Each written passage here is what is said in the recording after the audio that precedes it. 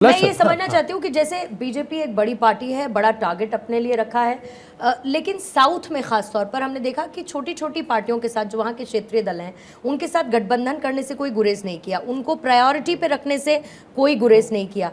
इसकी deep strategy क्या है? जो अदिति कह रही थी कि संगठन स्तर पर खुद को पहले उन राज्यों में मजबूत करे, फिर उसके बाद ओवर द पीरियड वहां पर अपने आप को एक बड़ी पार्टी के तौर पर स्टैब्लिश करे।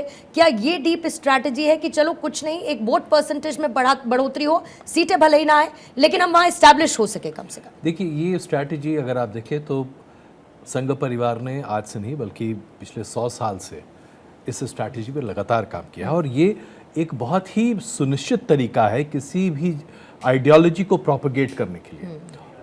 अनफॉर्चुनेटली हमारे देश में आज़ादी के बाद से इसको बड़ी ही हे दृष्टि से देखा गया और संघ परिवार की इस आइडियोलॉजिकल एक्सपेंस को हमेशा एक अलग नज़रिए से प्रस्तुत कर उन्हें कम्युनल करार दिया गया। लेकिन आज भारत में पॉलिटिकल आइडियोलॉजी के नाम पर आप क्या देखते हैं?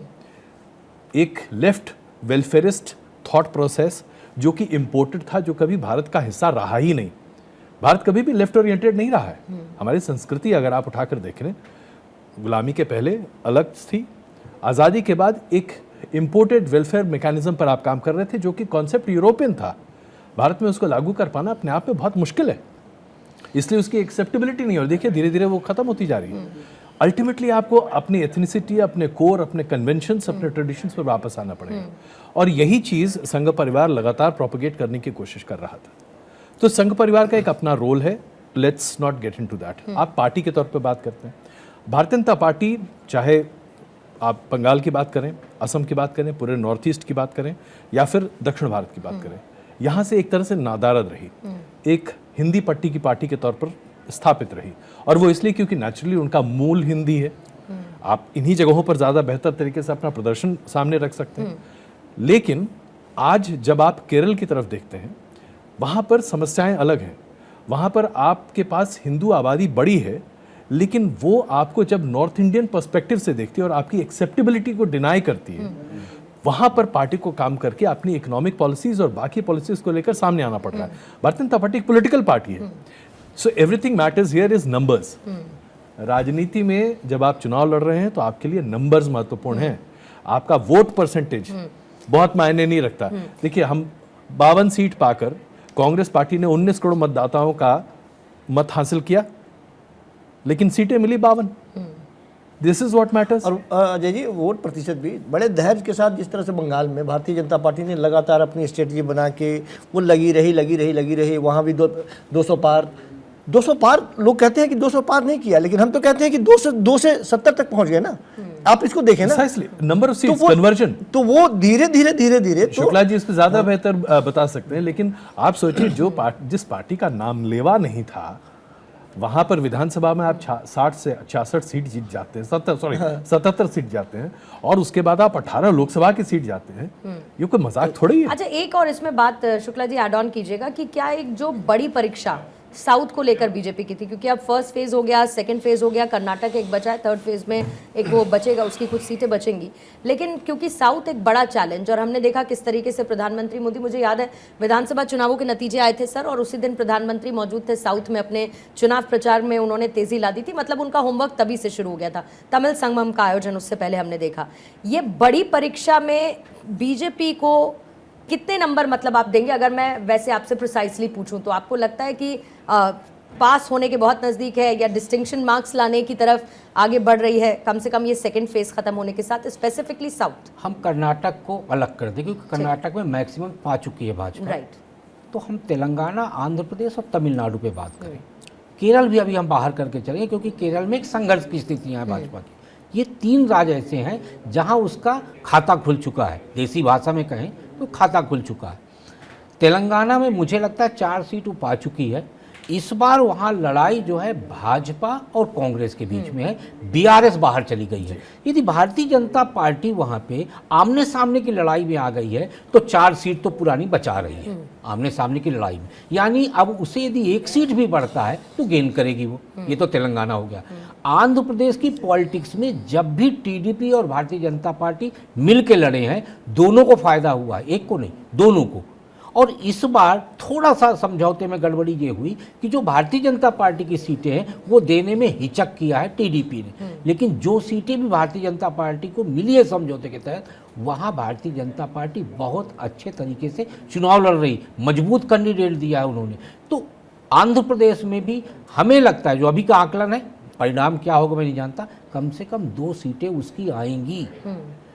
तमिलनाडु में 2 सीटें ऐसी हैं जहां भारतीय जनता पार्टी बहुत अच्छे तरीके से लड़ रही, और वो दोनों सीटों पे मुख्यमंत्री स्टालिन गहराई से नजर रखे हुए। एक आपका कोयम्बटूर और दूसरा वो साउथ चेन्नई वाली जो सुंदराजन वाली सीट है वहाँ, यानी जिन सीटों पे चीफ मिनिस्टर को मेहनत करनी पड़ रही हो वो सीटें तो हार के भी भारतीय जनता पार्टी को मैं मानूंगा कुछ जीत चुकी है। जहाँ जिन 2 सीटों पे वहाँ का मुख्यमंत्री गहराई से नजर रख रहा हो, तो तमिलनाडु, आंध्र प्रदेश और तेलंगाना की जो परिस्थितियां हैं उसमें मैं कहीं नहीं मान रहा कि भारतीय जनता पार्टी नुकसान में। अगर मैं अदिति से इस बात को समझ सकूं, अदिति क्योंकि आप तो ऑन ग्राउंड रही हैं साउथ में, और खास तौर पर अगर मैं मुद्दों की बात करूं, स्टालिन का आपने जिक्र किया, सनातन विरोधी, वहां से ऐसी बहुत सारी बातें हुई जिनसे ये एस्टैब्लिश हुआ कि किस तरीके से सनातन का विरोध विपक्ष का पूरा अलायंस कर रहा है, जिसमें कांग्रेस ने साथ ना दिया हो लेकिन दूर भी नहीं खड़ी हुई नजर आई, मतलब खुलकर कंडेम नहीं किया उन बयानों को।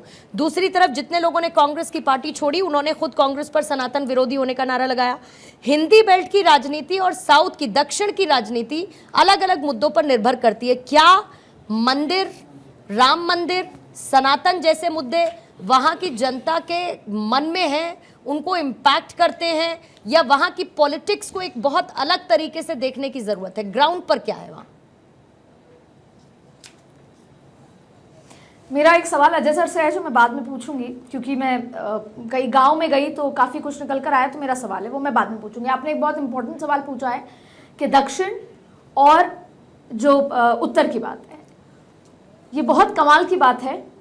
ग्राउंड पे, जबकि राम मंदिर तो मुद्दा ही उत्तर का है ना, कहा जाता है कि उत्तर वाली, जो उत्तर भारत की तरफ राम मंदिर का बहुत ज्यादा इम्पैक्ट है।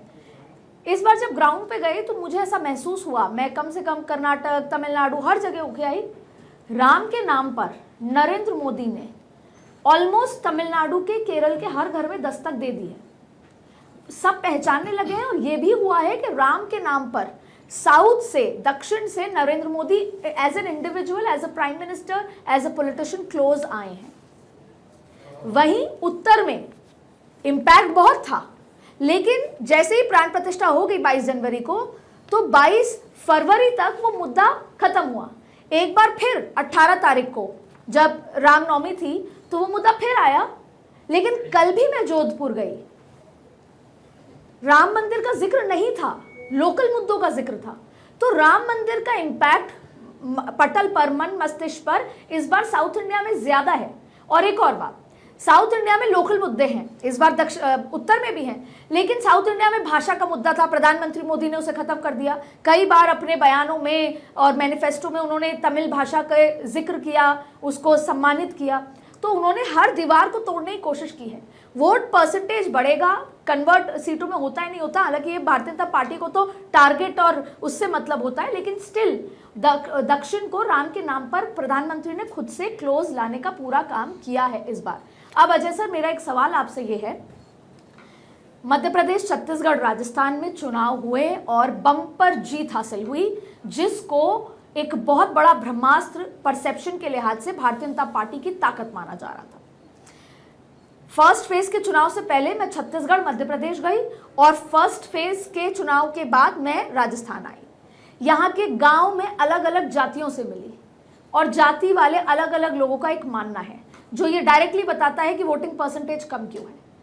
हर जाति के व्यक्ति ने, समाज ने मुझे कहा कि हम में उत्साह नहीं है, वजह कि हाल ही में हमने बम्पर जीत दिलाई बीजेपी को, लेकिन फिर भी हम सेटिस्फाइड नहीं हैं, डिससेटिस्फाइड हैं, हम संतुष्ट नहीं हैं।